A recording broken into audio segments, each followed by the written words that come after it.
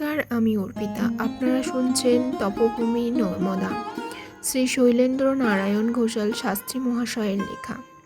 তিনি ছিলেন একজন যোগী পুরুষ। বাবার আদেশে নর্মদা পরিক্রমায় বেরিয়েছিলেন। তিনি ছিলেন কঠোর সমালোচক। সহজে কোনো জিনিস পরীক্ষা না করে কিছুতেই বিশ্বাস করতেন না। কিন্তু নর্মদা পরিক্রমাকালীন তিনি অনেক উচ্চকোটি সাধকের সান্নিধ্য লাভ করেছিলেন, দেখেছিলেন অলৌকিক সব ঘটনা এবং পেয়েছিলেন মা নর্মদা ও ভোলানাথের অপার কৃপা। এই বইটি না পড়লে হয়তো জানতেই পারতাম না যে এই কলিযুগে দাঁড়িয়ে আজও কত অলৌকিক লীলা চলে মা নর্মদার তটে, আর সেইখানেই প্রতি মুহূর্তে পাওয়া যায় মা নর্মদার অপার কৃপা। তাহলে চলুন শুরু করা যাক তপভূমি নর্মদার চতুর্থ পর্ব। আমি দুবার নর্মদা দর্শন করেছি। তার মধ্যে একবার তো শাস্ত্রীয় নিয়মে পরিক্রমা করেছি। যেমন দেখেছি, যেমন বুঝেছি, পরিক্রমাকালে যেমন যেমন ঘটনা ঘটেছে সকল কথাই একে একে বলবো। সর্বপাপহরা নিত্য সর্বদেব নমস্কৃতা, সংস্তত্তা দেব গন্ধর্বৈ ঋষিগণশ্চৈ সেবিতা। সর্বপাপহরিণী নর্মদাকে শুধু সকল দেবতা, গন্ধর্ব এবং ঋষিগণই পূজা করেন না, দেবাদিদেব মহাদেবেরও তিনি পরম স্নেহের পাত্রী। নর্মদার উৎপত্তিস্থল অমরকণ্টকের চূড়ায় একবার ধ্যানমগ্ন ছিলেন ধূর্যটি। সহসা মহাদেবের কণ্ঠ নীলকণ্ঠ হতে আবির্ভূত হলেন নর্মদা। নির্গতা হয়েই তিনি মহাদেবের দক্ষিণ চরণের উপর দাঁড়িয়ে শিব তপস্যায় রত হলেন। এইভাবে কতকাল যে কেটে গেল তার কোনো ইয়ত্তা নেই। যথাকালে স্বয়ম্ভু বুদ্ধিত হলেন তার সমাধি হতে। দৃষ্টি উন্মীলিত করেই তিনি দেখতে পেলেন এই অপরূপা কন্যাকে, মাথায় সুপিঙ্গল জটা ভরা, সারা অঙ্গকে ঘিরে বিকীর্ণ হচ্ছে উজ্জ্বল স্বর্ণদীপ্তির ছটা। দিব্য লাবণ্য ও তপশ্চর্যাজনিত জ্যোতির বিচ্ছুরণে সমগ্র পর্বতশৃঙ্গ অপূর্ব আবহায় আলোকিত। বাম হস্তে সুডৌল কবজিতে একটি কোমণ্ডূল লাগানো আছে।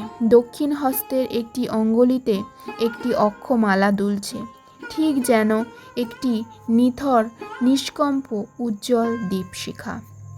কুমারীর ধ্যান ভঙ্গ করে শিবসুন্দর জিজ্ঞাসা করলে, কে তুমি মা? তোমার কঠোর তপস্যায় আমি প্রীত হয়েছি। বরং ভৃগসি ভদ্রে তং যত্তে মনসি বর্তত্তে। সেই মহাকন্যা উত্তর দিলেন, কি বর আর চাইব? প্রভু, সমুদ্র মন্থনের গরল পান করে হে মন্ত্রমূর্তি মহেশ্বর আপনি নীলকণ্ঠ হয়েছেন। আপনার উদ্ভব সেই নীলকণ্ঠ হতেই কেবল প্রার্থনা করি আমি যেন ঠিক এই রকমই চিরকাল আপনার সঙ্গে নিত্য যুক্তা হয়ে থাকতে পারি। তথাস্তু। নীলকণ্ঠ হতে জাত বলে কোনো ক্ষোভ রেখো না বৎসে। তুমি আমার তপস্যা তেজ হতে উদ্ভূত হয়েছ। তুমি শুধু আমার সঙ্গে নিত্য যুক্ত হয়েই থাকবে না, তুমি হবে মহা মোক্ষদা প্রদায়ং নিত্যং সর্বসিদ্ধি প্রদায়কং। একধারে মোক্ষদাত্রী এবং সর্বসিদ্ধি প্রদায়নী। বর দিয়েই মুহূর্তে অন্তর্হিত হলেন মহেশ্বর। সেই অমরকণ্ঠ পর্বতে পুনরায় তপস্যায় বসলেন মহাকন্যা। দেবতাদের টনক নড়ল। তপস্যায় পরীক্ষা আছে, মহাসিদ্ধি লাভের পূর্বক্ষণেই আছে অগ্নি পরীক্ষা। মহাদেব যেন পরীক্ষা করতেই চাইলেন আত্মজা কন্যাকে। নতুবা মর্ত মানুষের মতো দেবতারা কেন কুমারীর অপরূপ সৌন্দর্য লাবণ্যে চঞ্চল হবেন? পতঙ্গের মতন তারা ছুটে এলেন তার কাছে, অনেক আবেদন নিবেদন করলেন। মত্তচারিণী কান্তার কন্যাকে অনেক প্রলোভন দেখালেন স্বর্গের দেবতারা। কিন্তু কিছুতেই ওই কন্যা টললেন না, বিচলিত হলেন না। সহস্র প্রেম প্রার্থনা যখন বিফল হলো, তখন দেবতারা স্থির করলেন শক্তির দ্বারাই তারা জয় করবেন কুমারীকে। দেবতাদের দুরভিসন্ধি বুঝতে পেরে চকিত নদী রূপ ধারণ করলেন। গহন কান্তারের মধ্য দিয়ে পর্বত গাত্রের ফাঁকে ফাঁকে ছুটে চললেন কুমারী। শেষ পর্যন্ত দর্প চূর্ণ হলো দেবতাদের। কুমারীর শক্তির কাছে তারা পরাজয় স্বীকার করলেন। কামোদ উদ্দামের দল ব্যর্থ হয়ে মনোরথ হয়ে বিন্ধ্য পর্বতের কোলে বসে হাঁপাতে লাগলেন। অলক্ষ্যে থেকে সবকিছুই লক্ষ্য করছিলেন মন্দন ভস্মকারী মহাদেব। কন্যার কাছে আবির্ভূত হয়ে সহাস্যে বললেন, কন্যা, বড়ই আনন্দ লাভ করলাম তোমার কাণ্ড দেখে।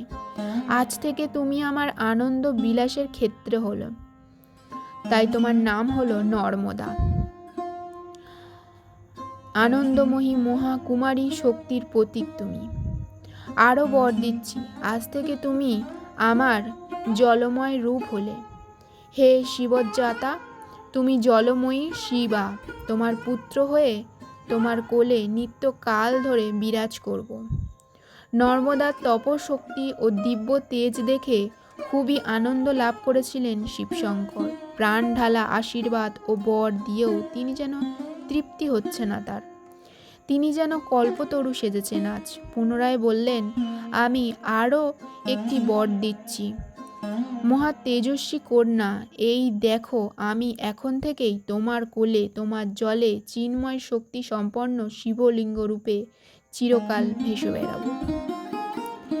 শঙ্কর প্রিয় মহাতীর্থে অমরকণ্টক, অপর নাম কেবল বা ঋষ্য, নর্মদার উৎপত্তিস্থল।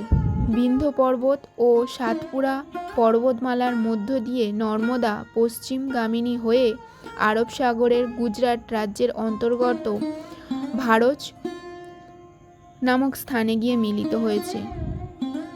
এই স্থানের নাম ভূগকচ্ছ। গুজরাটের ভারজই হচ্ছে নর্মদা সাগর সঙ্গম। অমরকণ্টক পর্বতের চারিদিকেই পাহাড় আর ঘন ঘেরা অরণ্যানী। সেই গভীর জঙ্গলের মধ্যে ঘুরে বেড়াতো হিংস্র সাপদ। পাকদণ্ডী বেয়ে বেয়ে ঘন কণ্ঠাকাকীর্ণ জঙ্গল ভেদ করে এই অগম্য মহাতীর্থে প্রাণ হাতে নিয়ে তীর্থযাত্রীদেরকে যেতে হতো। পথে খাদ্য মিলত না, জল মিলত না, কচিত মিলত বনবাসীদের আস্থানা ও তপস্বীদের পর্ণকুঠির। নিবিড় জঙ্গলে দিনের বেলাতেও আলো ঢুকত কদাচিৎ। সেই আবছা আলো আঁধারির মধ্যে বন্য জন্তুরা ঘুরে বেড়াতো যত্রতত্র। মানুষ দেখলেই তারা নিঃসঙ্গ উৎসাহে থাবা বাড়াতো। মানুষ ছিল কিছু কিছু, তারা বন্য আদিবাসী, কোল, ভিল, মুন্ডা ও গোঁড়া প্রভৃতির উপজাতি লোকজন। যুগ যুগ ধরে তারা ছিল সভ্যতার বাইরে। সভ্য মানুষও তাদেরকে ভুলেছিল। আদিম উলঙ্গতা ছিল তাদের ভূষণ। জান্তব নোক দ্রষ্টব্য অভাবে তাদের হাতে থাকতো আদিম তীক্ষ্ণ অস্ত্র। সেই অস্ত্রে তারা আত্মরক্ষা করত, পশু শিকার করত। পশুদের পাশাপাশি আরণ্যক জীবনে অভ্যস্ত ছিল তারা।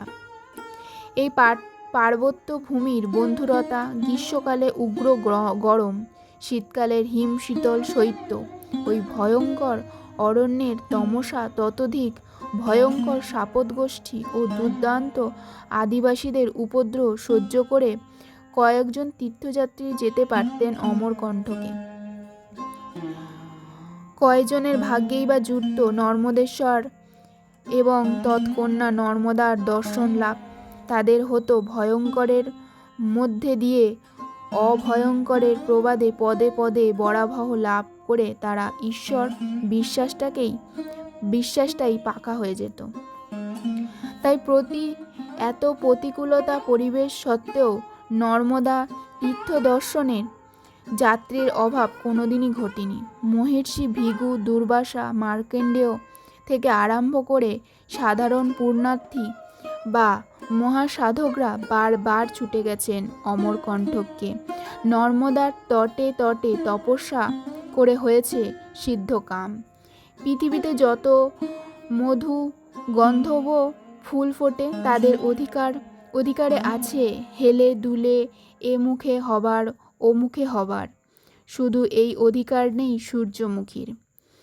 কি সূর্যোদয় কিংবা সূর্যাস্ত, কারণ সূর্যমুখী কেবল সেই যে সূর্যোন্মুখ।